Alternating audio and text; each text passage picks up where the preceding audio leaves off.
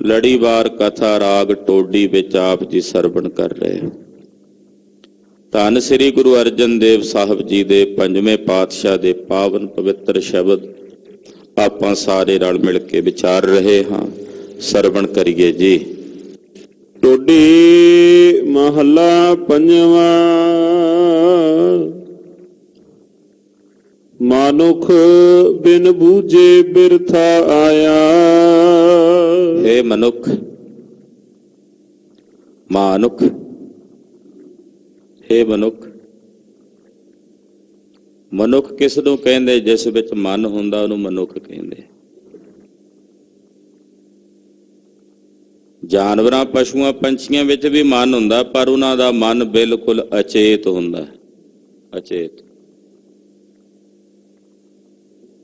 ਤੇ ਮਨੁੱਖ ਅੰਦਰ ਜਿਹੜਾ ਮਨ ਹੈ ਉਹ ਜਿੱਥੇ ਅਚੇਤ ਹੈ ਉੱਥੇ ਚੇਤਨ ਵੀ ਹੈ, ਅਚੇਤ ਵੀ ਹੈ ਔਰ ਚੇਤਨ ਵੀ ਹੈ। ਇਸ ਕਰਕੇ ਮਨ ਵਾਲੇ ਨੂੰ ਕਿਹਾ ਮਨੁੱਖ। हे ਮਨੁੱਖ, ਜੇ ਤੂੰ ਆਪਣੇ ਨਿਜ ਸਰੂਪ ਨੂੰ ਨਹੀਂ ਬੁੱਝਿਆ, ਪ੍ਰਾਰੰਭ ਵਿੱਚ ਮੈਂ ਬੇਨਤੀ ਕੀਤੀ ਸੀ ਕਿ ਅਸੀਂ ਆਪਣੇ ਨਿਜ ਸਰੂਪ ਨੂੰ ਬੁੱਝਣਾ ਇਹ ਸਾਡਾ ਪ੍ਰਯੋਜਨ ਹੈ। ਤੇ ਜੇ ਅਸੀਂ ਆਪਣੇ ਨਿਜ ਸਰੂਪ ਨੂੰ ਨਹੀਂ ਬੁੱਝਿਆ, ਬੁੱਝਣ ਦਾ ਮਤਲਬ ਹੁੰਦਾ ਜਾਣਨਾ, ਜਾਣਿਆ ਨਹੀਂ, ਬੁੱਝਿਆ ਨਹੀਂ, ਤਾਂ हे ਮਨੁੱਖ, ਤੇਰਾ ਇਹ ਸੰਸਾਰ ਵਿੱਚ ਆਉਣਾ ਅਕਾਰਤ ਹੈ, ਕਿਸੇ ਕੰਮ ਦਾ ਨਹੀਂ। ਜੇ ਤੂੰ ਆਪਣੇ ਨਿਜ ਸਰੂਪ ਨੂੰ ਬੁੱਝਿਆ ਨਹੀਂ ਹੈ, ਜਾਣਿਆ ਹੀ ਨਹੀਂ ਹੈ, ਤੇ ਫਿਰ ਆਉਣ ਦਾ ਕੀ ਮਤਲਬ ਹੋਇਆ? ਵਿਅਰਥ, ਬਿਰਥਾ ਆਇਆ। ਤੇਰਾ ਆਉਣਾ ਸੰਸਾਰ ਦੇ ਵਿੱਚ ਵਿਅਰਥ ਹੈ। ਫਿਰ ਤਾਂ ਸ਼ਾਇਦ ਉਹ ਪਸ਼ੂ ਪੰਛੀ ਤੇਰੇ ਨਾਲੋਂ ਚੰਗੇ ਨੇ। ਉਹ ਪਸ਼ੂ ਚੰਗੇ ਨੇ ਜਿਹੜੇ ਤੂੜੀ ਖਾ ਕੇ, ਖਲ ਖਾ ਕੇ ਅੰਮ੍ਰਿਤ ਸਮਾਨ ਦੁੱਧ ਦੇ ਰਹੇ ਨੇ, ਤੇ ਤੂੰ ਉਸ ਖਲ ਚੋਂ ਨਿਕਲਿਆ ਤੇਲ ਪੀ ਕੇ ਵੀ ਪਰਮੇਸ਼ਰ ਦੀ ਭਗਤੀ ਨਹੀਂ ਕਰਦਾ। ਤੇ ਫਿਰ ਤੇਰਾ ਆਉਣਾ ਇਸ ਸੰਸਾਰ ਦੇ ਵਿੱਚ ਵਿਅਰਥ ਹੈ। ਤੂੰ ਤਾਂ ਫਿਰ ਉਹੋ ਜਿਹਾ ਜੀਵ ਹੈ ਕਿ ਪਾਕ ਤੇ ਪਵਿੱਤਰ ਚੀਜ਼ਾਂ ਜਿਨ੍ਹਾਂ ਨੂੰ ਦੇਵਤਾ ਕਿਹਾ ਜਾਂਦਾ ਹੈ, ਅੰਨ ਵੀ ਦੇਵਤਾ ਹੈ, ਪਾਣੀ ਵੀ ਦੇਵਤਾ, ਬਸੰਤਰ ਵੀ ਦੇਵਤਾ, ਲੂਣ ਵੀ ਦੇਵਤਾ, ਪੰਜਵਾਂ ਕਿਰਤ ਵੀ ਦੇਵਤਾ, ਤੇ ਪਾਪੀਆ ਤੇਰੇ ਸਰੀਰ ਵਿੱਚ ਆਉਂਦਿਆਂ ਹੀ ਉਹਦੀ ਦਸ਼ਾ ਇਹੋ ਜਿਹੀ ਹੋ ਜਾਂਦੀ ਹੈ ਵੀ ਉਹਦੇ ਤੇ ਥੁੱਕਦੇ ਆ ਲੋਕ।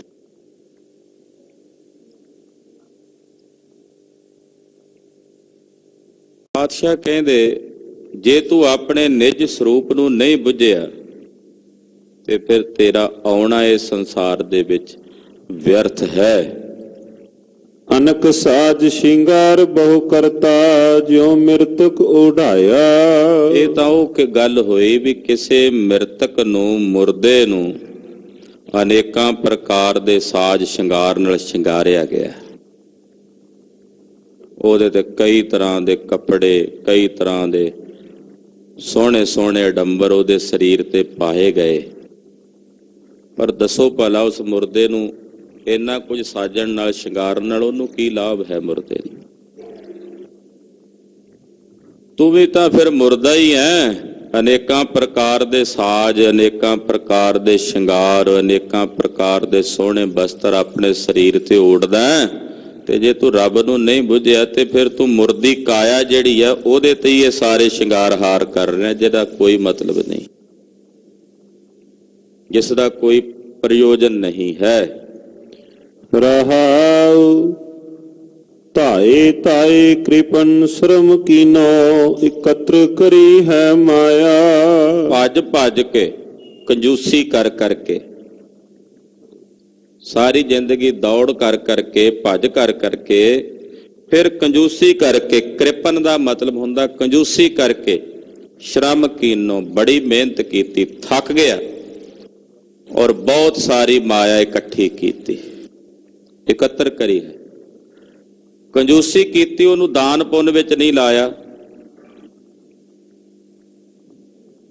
ਔਰ ਬਹੁਤ ਭਾਰੀ ਸ਼ਰਮ ਕੀਤਾ, ਔਰ ਇਕੱਤਰ ਕਰਦਿਆਂ ਕਰਦਿਆਂ, ਇਕੱਠਿਆਂ ਕਰਦਿਆਂ ਕਰਦਿਆਂ ਜ਼ਿੰਦਗੀ ਬਤੀਤ ਕਰ ਦਿੱਤੀ। ਦਾਨ ਪੁੰਨ ਨਹੀਂ ਸੰਤਨ ਸੇਵਾ, ਕਿਤਹੀ ਕਾਜ ਨ ਆਇਆ। ਨਾ ਕਿਤੇ ਦਾਨ ਕੀਤਾ ਨਾ ਪੁੰਨ ਕੀਤਾ, ਉਸ ਮਾਇਆ ਨਾਲ ਨਾ ਕਿਸੇ ਮਹਾਂਪੁਰਸ਼ ਆਏ ਹੋਏ ਸਾਧੂ ਮਹਾਤਮਾ ਦੀ ਸੇਵਾ ਕੀਤੀ। ਜਦੋਂ ਮਰ ਗਿਆ ਫਿਰ ਦੱਸ ਉਹ ਮਾਇਆ ਤੇਰੇ ਕਿਸ ਕੰਮ ਆਉਣੀ ਹੈ?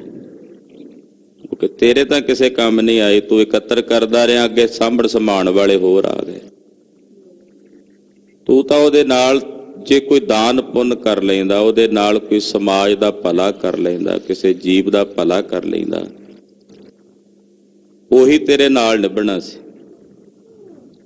ਦਮੜਾ ਤਿਸੀ ਕਾ ਜੋ ਖਰਚਾ ਰਖਾਵੈ, ਧੰਨ ਗੁਰੂ ਨਾਨਕ ਸਾਹਿਬ। ਕਾਰੂ ਨੂੰ ਉਪਦੇਸ਼ ਦਿੰਦੇ ਬਚਨ ਕਹੇ ਜਨਮ ਸਾਖੀ ਚ,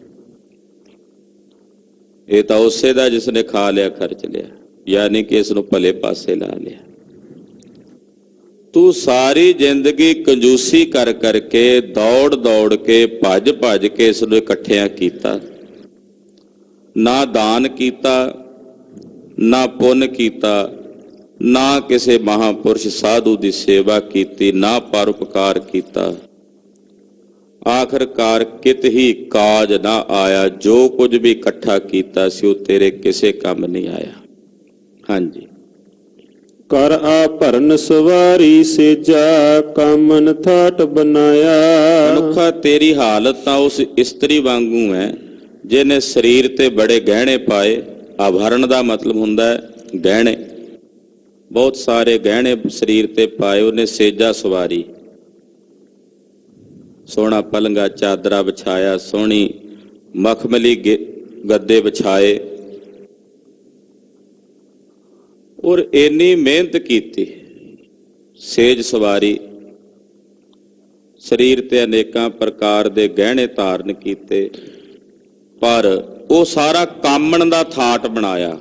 ਕਾਮ ਕਰੀੜਾ ਵਾਸਤੇ ਉਹ ਸਾਰਾ ਥਾਟ ਬਣਾਇਆ। ਸੰਗ ਨਾ ਪਾਇਓ ਆਪਣੇ ਪਰਤੇ, ਪੇਖ ਪੇਖ ਦੁਖ ਪਾਇਆ। ਉਹਦਾ ਪਤੀ ਆਇਆ ਹੀ ਨਹੀਂ। ਇਸਤਰੀ ਨੇ ਸ਼ਿੰਗਾਰ ਕੀਤਾ, ਸੇਜਾ ਸਵਾਰੀ, ਔਰ ਕਾਮ ਦਾ ਸਾਰਾ ਥਾਟ ਬਣਾਇਆ, ਪਰ ਪਤੀ ਆਇਆ ਨਹੀਂ, ਭਰਤਾ ਆਇਆ ਨਹੀਂ। ਫਿਰ ਜਦੋਂ ਭਰਤਾ ਆਇਆ ਹੀ ਨਹੀਂ, ਫਿਰ ਉਹ ਜਿਹੜੇ ਸ਼ਿੰਗਾਰ ਕੀਤੇ ਸਨ, ਉਹ ਜਿਹੜੀ ਸੇਜਾ ਸੀ, ਉਹਨੂੰ ਫਿਰ ਵੇਖ ਵੇਖ ਕੇ ਉਹ ਹਾਵੇ ਭਰਦੀ ਹੈ, ਦੁਖੀ ਹੁੰਦੀ ਹੈ। ਫਿਰ ਉਹ ਕਿਹੜੇ ਕੰਮ ਦੇ ਉਹਦੇ ਵਾਸਤੇ? ਜੇ ਉਸ ਨੂੰ ਆਪਣੇ ਪਤੀ ਦਾ ਮਿਲਾਪ ਪ੍ਰਾਪਤ ਨਹੀਂ ਹੋਇਆ, ਤਾਂ ਫਿਰ ਉਹ ਸਾਰੇ ਜਿਹਦੇ ਹਾਰ ਸ਼ਿੰਗਾਰ ਕੀਤੇ ਸਨ ਜਾਂ ਉਹ ਸੇਜਾ ਬਣਾਈ ਸੀ, ਫਿਰ ਉਹ ਤਾਂ ਸਾਰੇ ਉਹਦੇ ਲਈ ਦੁਖਦਾਈ ਨੇ।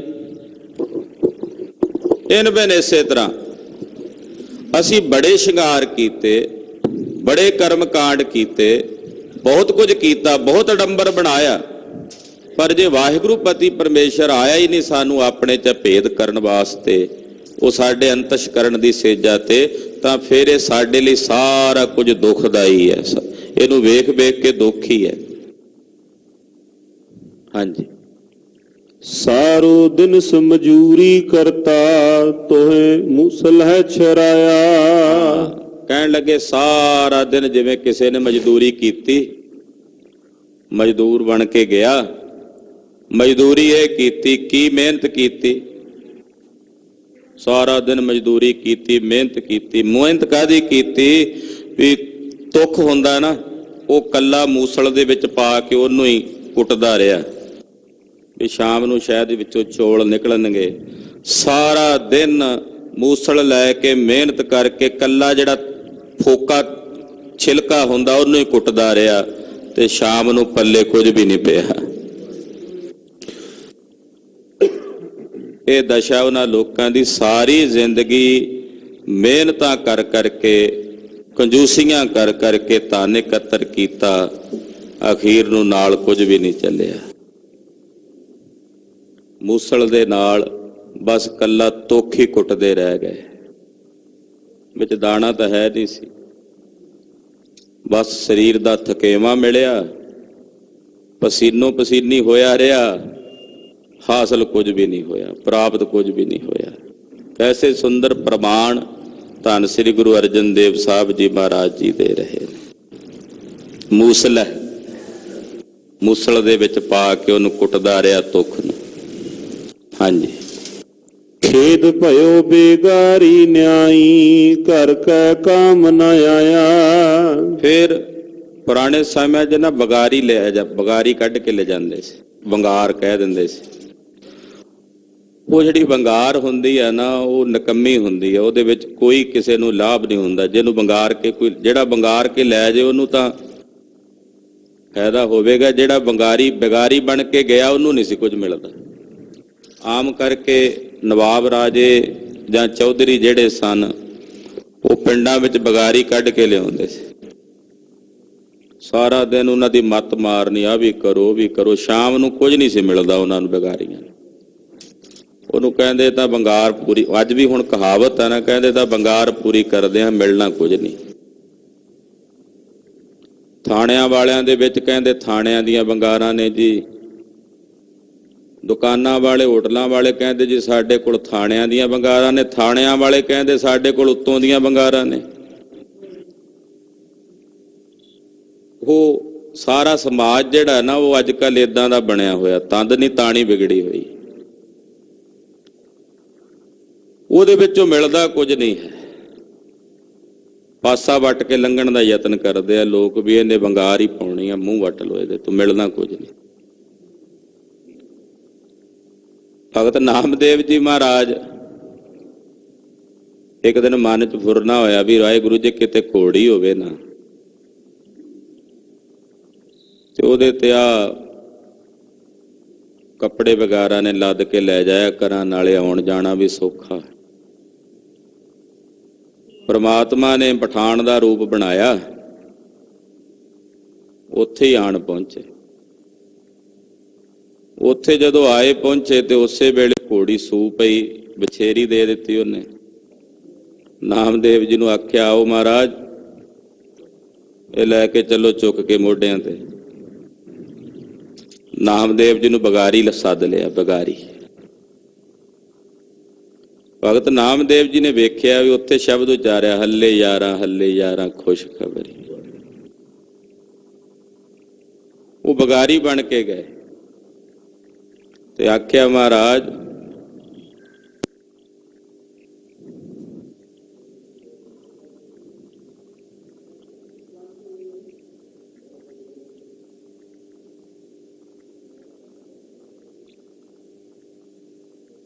ਕਿ ਵਾਹਿਗੁਰੂ ਮੰਗੀ ਤਾਂ ਥੱਲੇ ਵਾਸਤੇ ਸੀ ਘੋੜੀ, ਪਰ ਤੂੰ ਉੱਤੇ ਨੂੰ ਦੇ ਦਿੱਤੀ ਹੈ। ਤਲੇ ਕੋ ਮੰਗੀ ਉੱਪਰ ਕੋ ਦੀਨੀ, ਇਹ ਗੁਰਬਾਣੀ 'ਚ ਪ੍ਰਮਾਣ ਹੁੰਦਾ। ਨਿੱਕੀ ਤੇਰੀ ਬਿਗਾਰੀ, ਬਗਾਰ, ਉਹਦੇ ਵਿੱਚੋਂ ਪਰਮੇਸ਼ਰ ਦੀ ਬਗਾਰ ਜਿਹੜੀ, ਉਹਦੇ ਵਿੱਚੋਂ ਤਾਂ ਬਹੁਤ ਕੁਝ ਮਿਲਦਾ, ਪਰ ਸੰਸਾਰੀ ਲੋਕਾਂ ਦੀ ਜੇ ਬਗਾਰ, ਉਹਨਾਂ ਵਿੱਚੋਂ ਕੁਝ ਨਹੀਂ ਲੱਭਦਾ, ਕੱਖ ਨਹੀਂ ਲੱਭਦਾ। ਸਾਰੇ ਦਿਨ ਦਾ ਥਕੇਵਾਂ ਜ਼ਰੂਰ ਪੈਂਦਾ ਪੱਲੇ। ਮਹਾਰਾਜ ਜੀ ਇੱਥੇ ਉਹਦਾ ਜ਼ਿਕਰ ਕਰ ਰਹੇ ਨੇ ਵੀ ਸਾਰਾ ਦਿਨ ਬਗਾਰੀ ਬਣ ਕੇ ਖੇਦ ਸਹਾਰਿਆ ਸਰੀਰ ਤੇ। ਖੇਦ ਭਇਓ ਬੇਗਾਰੀ ਨਿਆਈ, ਘਰ ਕੈ ਕਾਮ ਨਾ ਆਇਆ। ਪਾਣੀ ਲਾਇਆ ਕਿਸੇ ਦੇ ਖੇਤ ਵਿੱਚ, ਹਲ ਵਾਹੇ ਕਿਸੇ ਦੇ ਖੇਤ ਵਿੱਚ, ਉਹ ਜਿਹੜਾ ਕਿਸੇ ਦੇ ਖੇਤ ਵਿੱਚ ਤੂੰ ਪਾਣੀ ਲਾ ਕੇ ਆਇਆ, ਕਿਸੇ ਦੇ ਖੇਤ ਵਿੱਚ ਹਲ ਵਾਹ ਕੇ ਆਇਆ, ਕਿਸੇ ਦੇ ਖੇਤ ਦੀ ਫਸਲ ਕੱਟ ਕੇ ਆਇਆ, ਕਿਸੇ ਦੇ ਖੇਤ ਦੀ ਬਗਾਰੀ ਕੱਢ ਕੇ ਆਇਆ, ਉਹ ਤੇਰੇ ਆਪਣੇ ਘਰ ਦੇ ਵਿੱਚ ਤਾਂ ਨਹੀਂ ਕੰਮ ਆਉਣਾ ਨਾ। ਉਹ ਸਾਰਾ ਕੁਝ ਉਹ ਤਾਂ ਉਹਦਾ ਹੋਇਆ ਜਿਹਦੇ ਕੰਮ ਕਰਕੇ ਆਇਆ। ਇਸੇ ਤਰ੍ਹਾਂ ਹੈ ਮਨੁੱਖ, ਹੈ ਜੀਵ, ਜੋ ਤੂੰ ਕਰ ਰਿਹਾ ਬਗਾਰ ਹੀ ਕੱਢ ਰਿਹਾ ਮਾਇਆ ਦੀ। ਇਹ ਜਿਹੜੀ ਸੰਸਾਰੀ ਮਾਇਆ ਹੈ, ਉਹ ਤੇਰੇ ਆਪਣੇ ਕੰਮ ਘਰ ਦੇ ਵਿੱਚ, ਜਿਹੜਾ ਤੇਰਾ ਨਿਜ ਘਰ ਹੈ, ਆਪਣਾ ਨਿਜ ਸਵਰੂਪ ਹੈ, ਉਹਦੇ ਕੰਮ ਨਹੀਂ ਆਉਣਾ ਇਹ ਸਭ ਕੁਝ। ਇਹ ਤਾਂ ਤੂੰ ਲੋਕਾਂ ਵਾਸਤੇ ਇਕੱਠਾ ਕਰ ਰਿਹਾ, ਧਨ ਇਕੱਠਾ ਕਰ ਲਿਆ, ਉਹ ਮੰਨ ਲਓ ਤੇਰੇ ਨਾਲ ਤਾਂ ਨਹੀਂ ਚੱਲਿਆ, ਉਹ ਤਾਂ ਦੂਸਰਿਆਂ ਵਾਸਤੇ ਇਕੱਤਰ ਕਰਕੇ ਤੂੰ ਟੁਰ ਪਿਆ। ਸਗੋਂ ਤਾਂ ਲੜਾਈ ਦੇ ਵੱਡੇ ਵੱਡੇ ਮਹਾਤਮਾ ਵੀ ਕਿੰਨਾ ਕੁਝ ਇਕੱਠਾ ਕਰ ਜਾਂਦੇ ਆ, ਬਾਅਦ ਵਿੱਚ ਉਹਨਾਂ ਦੇ ਡੇਰਿਆਂ ਤੇ ਵੀ ਲੜਾਈਆਂ ਹੁੰਦੀਆਂ। ਅਗਲਿਆਂ ਵਾਸਤੇ ਉਹ ਲੜਾਈ ਦਾ ਕਾਰਨ ਬਣ ਜਾਂਦੇ, ਪਰ ਉਹਨਾਂ ਆਪਣੇ ਨਾਲ ਤਾਂ ਨਹੀਂ ਨਾ ਕੁਝ ਗਿਆ। ਤੇਰੇ ਨਿਜ ਘਰ ਦੇ ਵਿੱਚ ਤੂੰ ਜੋ ਲੈ ਕੇ ਜਾਣਾ ਸੀ, ਉਹ ਕੁਝ ਵੀ ਤੂੰ ਇਕੱਤਰ ਨਹੀਂ ਕੀਤਾ। ਸਾਰੀ ਜ਼ਿੰਦਗੀ ਬਗਾਨਾ ਕੰਮ ਹੀ ਕਰਦਾ ਰਿਹਾ, ਆਪਣੇ ਲਈ ਕੱਖ ਨਹੀਂ ਕੀਤਾ। ਇੱਕ ਘੁਮਿਆਰ ਦਾ ਗਧਾ ਬਣ ਕੇ ਭਾਰ ਢੋਂਦਾ ਰਿਹਾ। ਘੁਮਿਆਰ ਦੇ ਘਰ ਮਕਾਨ ਤਾਂ ਤੂੰ ਬਣਾ ਦਿੱਤੇ ਐ, ਪਰ ਆਪਣਾ ਤੂੰ ਕੁਝ ਵੀ ਨਹੀਂ ਸਵਾਰ ਸਕਿਆ। ਬਸ ਵਹਿੰਗੀ ਢੋਈ ਹੈ, ਪੱਲੇ ਕੁਝ ਵੀ ਨਹੀਂ ਪਿਆ, ਪ੍ਰਾਪਤ ਕੁਝ ਵੀ ਨਹੀਂ ਹੋਇਆ, ਆਪਣੇ ਲਈ ਕੁਝ ਨਹੀਂ ਕੀਤਾ। ਪਾਤਸ਼ਾਹ ਨਹੀਂ ਕਹਿੰਦੇ ਤੁਸੀਂ ਗ੍ਰਸਤ ਦਾ ਮਾਰਗ ਛੱਡ ਕੇ ਆਪਣੇ ਲਈ ਸਵਾਰੋ, ਆਪਣਾ ਭਜਨ ਕਰੋ। ਮੇਰੇ ਪਾਤਸ਼ਾਹ ਕਹਿੰਦੇ ਉਹਨਾਂ ਲਈ ਵੀ ਕਰਦਾ, ਕੁਝ ਸਮਾਂ ਆਪਣੇ ਲਈ ਵੀ ਕਰ। 24 ਘੰਟਿਆਂ ਵਿੱਚੋਂ 2.5 ਘੰਟੇ ਦਾ ਸਮਾਂ ਤਾਂ ਦਸਵੰਧ ਦਾ ਦੇ, ਜਿਹੜਾ ਗੁਰੂ ਕਾ ਹੋਵੇ, ਜਿਹੜਾ ਤੇਰਾ ਆਪਣਾ ਹੋਵੇ, ਜਿਸ ਵਿੱਚ ਤੂੰ ਆਪਣੇ ਆਪੇ ਦੀ ਪੜਚੋਲ ਕਰੇ, ਮੈਂ ਕੀ ਹਾਂ, ਮੇਰਾ ਸਰੂਪ ਕੀ ਹੈ। ਬਾਕੀ ਦਾ ਜਿੰਨਾ ਸਮਾਂ ਉਹ ਬਗਾਰੀ ਕਾਰ ਕੱਢਣ ਵਾਸਤੇ ਹੈ ਉਹ ਕੱਢੀ ਚੱਲ, ਪਰ 2.5 ਘੰਟੇ ਘੱਟੋ ਘੱਟ ਇਹ ਤਾਂ ਆਪਣੇ ਲਈ ਕੱਢ ਲੈ। ਸਾਡੇ ਕੋਲ ਲੋਕਾਂ ਲਈ ਬਹੁਤ ਸਮਾਂ, ਦੁਨੀਆ ਲਈ ਬਹੁਤ ਸਮਾਂ, ਪਰ ਆਪਣੇ ਲਈ ਸਾਡੇ ਕੋਲ ਕੋਈ ਸਮਾਂ ਨਹੀਂ। ਭਜਨ ਪਾਠ ਦੀ ਗੱਲ ਕਰਨੀ ਹੋਵੇ ਜੀ, ਟਾਈਮ ਨਹੀਂ ਹੈ। ਗੁਰੂ ਘਰ ਜਾਣ ਦੀ ਗੱਲ ਹੋਵੇ ਜੀ, ਸਮਾਂ ਨਹੀਂ ਲੱਗਦਾ। ਇਹ ਸਾਡਾ ਆਪਣੇ ਲਈ ਸਾਡੇ ਕੋਲ ਸਮਾਂ ਨਹੀਂ। ਤੇ ਫਿਰ ਬਗਾਨੀ ਕਾਰ ਹੈ ਭਾਈ, ਕਰੀ ਚੱਲੋ, ਹਾਸਲ ਕੁਝ ਵੀ ਨਹੀਂ ਹੋਣਾ। ਆਪਣੇ ਨਿਜ ਘਰ ਦੇ ਵਿੱਚ ਤੈਨੂੰ ਕੁਝ ਵੀ ਪ੍ਰਾਪਤ ਨਹੀਂ ਹੋਣਾ।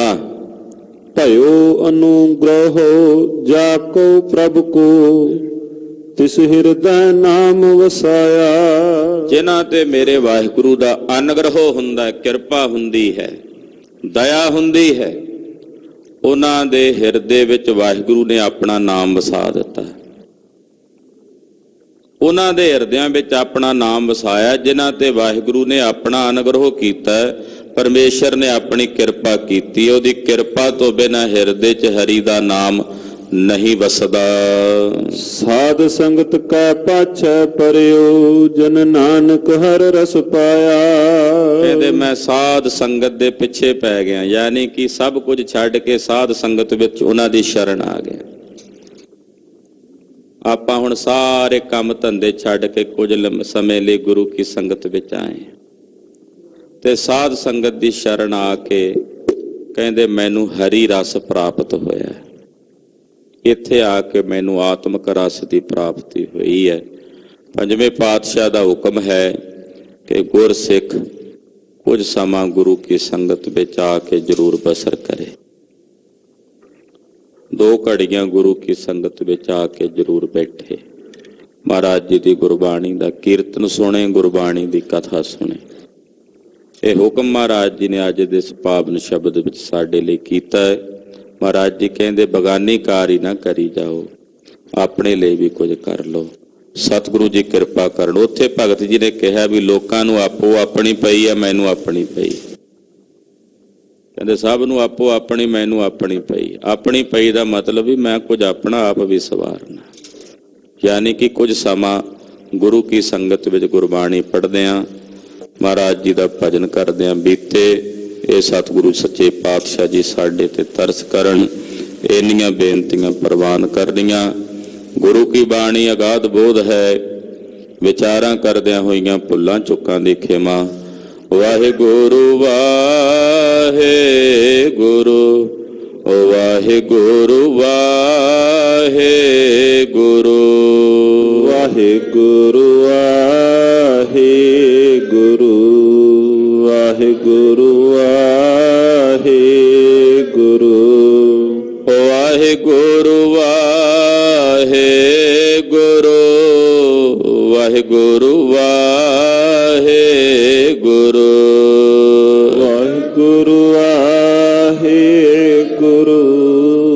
ਵਾਹਿਗੁਰੂ ਵਾਹਿਗੁਰੂ, ਵਾਹਿਗੁਰੂ ਵਾਹਿਗੁਰੂ,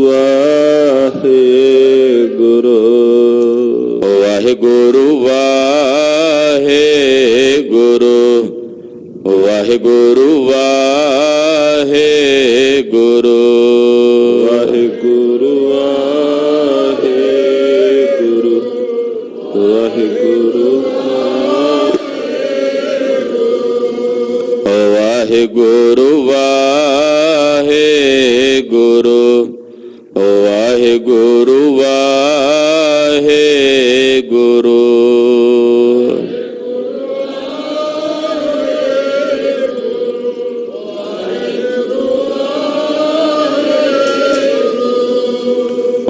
ਵਾਹਿਗੁਰੂ ਜੀ ਕਾ ਖਾਲਸਾ ਵਾਹਿਗੁਰੂ ਜੀ ਕੀ ਫਤਿਹ।